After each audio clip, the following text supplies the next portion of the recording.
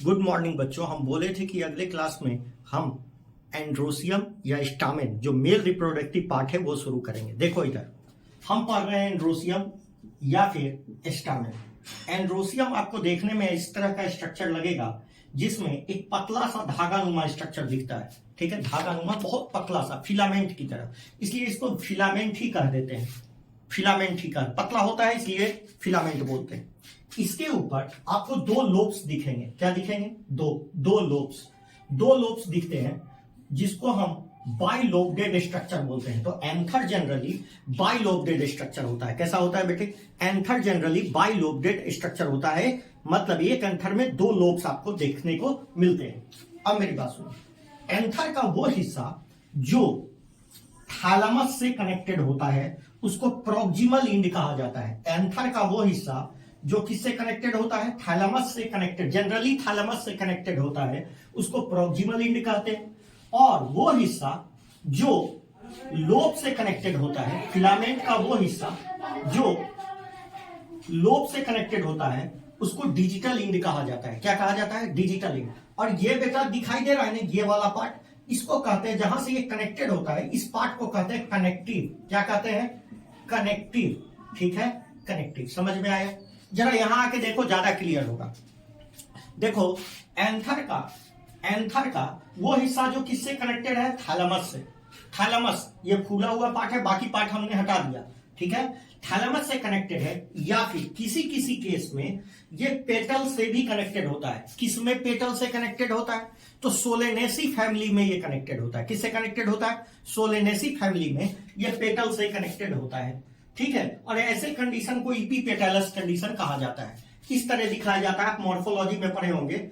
ये कैलिक्स है, ये एंड्रोसियम है, ऊपर ऐसे हाइफन मार दिया जाता है। ठीक है, ये सोलेनेसी फैमिली में पाया जाता है। जनरली किस में कनेक्टेड होता है? थैलेमस से कनेक्टेड होता है। आ रहा है? तो एंथर बाइलोब्डेड स्ट्रक्चर है, मतलब आपको दो लोब दिखेंगे, बीच में कनेक्टिव दिखेगा। उसके फिलामेंट का वो हिस्सा जो किससे कनेक्टेड है? एंथर से कनेक्टेड है, उसको डिजिटल इंड। और फिलामेंट का वो हिस्सा जो थैलेमस या फिर पेटल से कनेक्टेड है उसको प्रॉक्सिमल इंड कहा जाता है। ठीक है, देखो बच्चों अब आगे लेके चलते हैं। देखो एक एंथर देखा हमने, ये एंथर के दो पार्ट हुए ना। एंथर के कौन कौन? स्टामेन के दो पार्ट हुए, फिलामेंट और एंथर। एंथर का हमने ट्रांसवर्स सेक्शन ले लिया। क्या ले लिया? ट्रांसवर्स। ऐसे काट दिया बेटा, और एंथर को ऐसे देख, ऐसे था ना एंथर, बाइलोब्डेड एंथर कैसा था बेटा? बाइलोब्डेड एंथर बाइलोब्डेड था ऐसे। अब इस एंथर को हम ऐसे पलट देते हैं। ध्यान से देखो, एंथर को ऐसे काटा और ऐसे पलट के देख रहे हैं सामने से। तो सामने से जब देखोगे तो एक एंथर में दो लोब दिखते हैं। क्या दिखते हैं? एक एंथर में मतलब दो लोब है ना, और हर एक लोब में तुमको दो थीका दिखेंगे, थीका या स्पोरेंजिया दिखेंगे।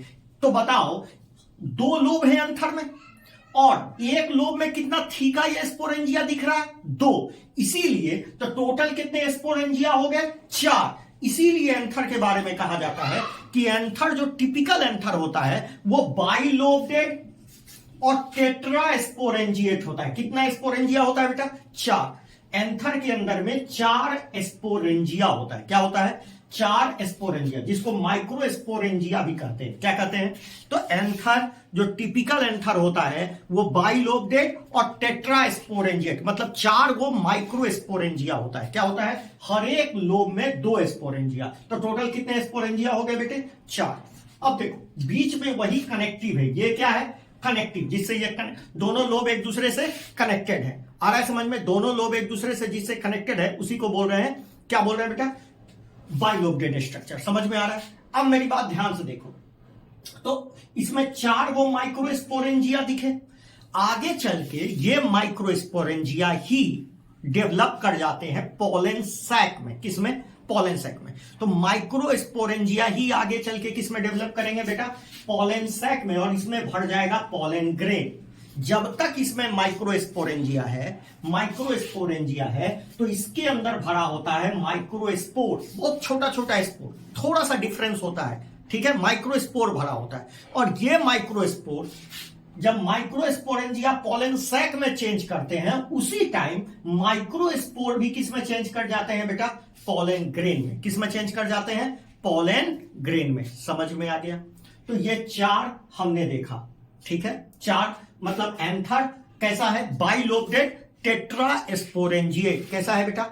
बाइलोब्डेड टेट्रास्पोरेंजिएट स्ट्रक्चर है। अब मेरी बात ध्यान से सुनो।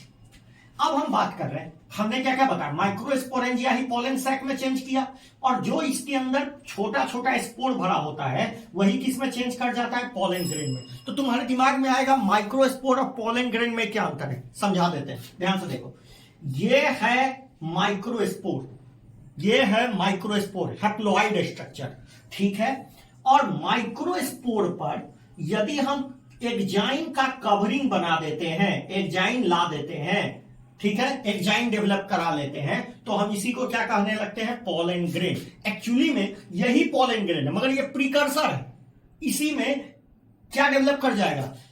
कवच डेवलप कर जाएगा, मतलब एग्जाइन डेवलप कर जाएगा, तो क्या बन जाएगा? ये पोलन ग्रेन। दोनों हैप्लॉइड स्ट्रक्चर है, याद रखिएगा, ठीक है। तो टोटल एंथर जो होता है, मेरा जो टिपिकल एंथर होता है, बाइलोब्डेड टेट्रास्पोरेंजिएट स्ट्रक्चर होता है। 4 माइक्रोस्पोरेंजिया एंथर के अंदर देखने को मिलेगा। माइक्रोस्पोरेंजिया ही आगे चल के किसमें बदलेगा? पोलन सैक में बदलेगा, ठीक है। अच्छा एक बात बताओ, ये 4 सर्कुलर है। कैसा है? सर्कुलर। अच्छा ये क्या गोल है कि ये लंबा है? लंबा है बेटे, क्योंकि ये 4 को आपको सीधे सीधी लंबा लंबा स्ट्रक्चर दिखेगा। अब मेरी बात सुनो, ये 4 एंथर जब दिखते हैं ना, तो यहां साइड में एक स्ट्रक्चर जो थोड़ा धसा हुआ आपको दिख रहा है, इसको कहते हैं स्टोमियम। यहीं से एंथर ब्रस्ट करता है। एंथर जब ब्रस्ट करेगा, जब पोलन सैक बन गया होगा, उसके अंदर पोलन ग्रेन भरा होगा, तो एंथर ब्रस्ट करेगा और यही पोलन ग्रेन हवा के माध्यम से उड़ेगा। समझ में आ गया? अब मेरी बात सुनिए, यदि हम एंथर के वाल की चर्चा करें, अभी क्या चर्चा किए थे? एंथर में कितने स्पोरेंजिया होते हैं। अब हम यदि एंथर के वाल की चर्चा करें, वाल से मेरा मतलब ये जो एंथर है ना बेटा, ये इसमें वाल्स होते हैं। कितने वाल्स होते हैं? 4। कितने वाल्स होते हैं? 4। नाम याद करना है, बाहर से अंदर, बाहर से अंदर। देखिए आपको बहुत जगह नाम याद करना है, मगर हर जगह आप बाहर से अंदर याद कीजिएगा, अंदर से बाहर नहीं याद कीजिएगा। बोलिए बाहर इपिडर्मिस, बोलिए इपिडर्मिस। बाहर का लेयर कौन सा कहलाता है? देखिए इपिडर्मिस, ये एक लेयर का बना होता है। उसके बाद इंडोथेसियम, क्या बोलते हैं बेटा? इंडोथेसियम, इंडोडर्मिस नहीं, इंडोथेसियम, ये भी एक लेयर का बना होता है, ठीक है। उसके बाद देखिए मिडिल लेयर, ये 1 से 3 लेयर का होता है। ये देख रहे हैं मिडिल लेयर, ये रहा मिडिल लेयर। बाहर इपिडर्मिस, उसके अंदर इंडोथेसियम, उसके नीचे मिडिल लेयर। अब देखिए ये जो आपका क्या है? बोलिए माइक्रोस्पोरेंजिया है ना, माइक्रोस्पोरेंजिया को घेरे हुए एक लेयर है जिसको कह रहे हैं टापेटम। टापेटम, टापेटम माइक्रोस्पोरेंजिया को घेरे हुए लेयर है, जिस लेयर का नाम क्या है? टापेटम। तो बताइए माइक्रोस्पोरेंजिया को क्यों घेरे हैं? क्योंकि ये माइक्रोस्पोरेंजिया मतलब पोलन ग्रेन को न्यूट्रिशन प्रोवाइड करेगा। तो बोलिए पोलन ग्रेन को न्यूट्रिशन कौन प्रोवाइड करता है? कौन सा लेयर प्रोवाइड करता है? तो चौथा लेयर। चौथा लेयर का नाम क्या है? टापेटम। टापेटम क्या करता है बेटे? न्यूट्रिशन प्रोवाइड करता है किसको? पोलन ग्रेन को, पोलन ग्रेन या माइक्रोस्पोरेंजिया को। आ गया समझ में? आप देखिए हम बहुत पहले की बात कर रहे हैं, हम अभी माइक्रोस्पोरेंजिया डेवलप नहीं किया है। उस समय यहां पर एक टिश्यू भरा होता है बेटे, जिसको कहते हैं स्पोरोजीनियस टिश्यू। क्या बोलते हैं? Sporogenous tissue. उस टिश्यू के सेल को ही क्या कहने लगते हैं? उस टिश्यू के सेल्स को ही क्या कहने लगते हैं? माइक्रोस्पोर मदर सेल या पोलन मदर सेल। क्या बोलने लगते हैं? माइक्रोस्पोर मदर सेल या पोलन मदर सेल। ध्यान से सुनो, माइक्रोस्पोरेंजिया में ये जो माइक्रोस्पोरेंजिया दिख रहा है ना, इसमें क्या भरा होता है? शुरू में ही क्या भरा होता है बताओ? स्पोरोजीनस टिश्यू भरा होता है। इसमें शुरू में स्पोरोजीनस, ये माइक्रोस्पोरेंजिया के अंदर पहले ही माइक्रोस्पोर नहीं बनता है, पहले क्या भरा होता है?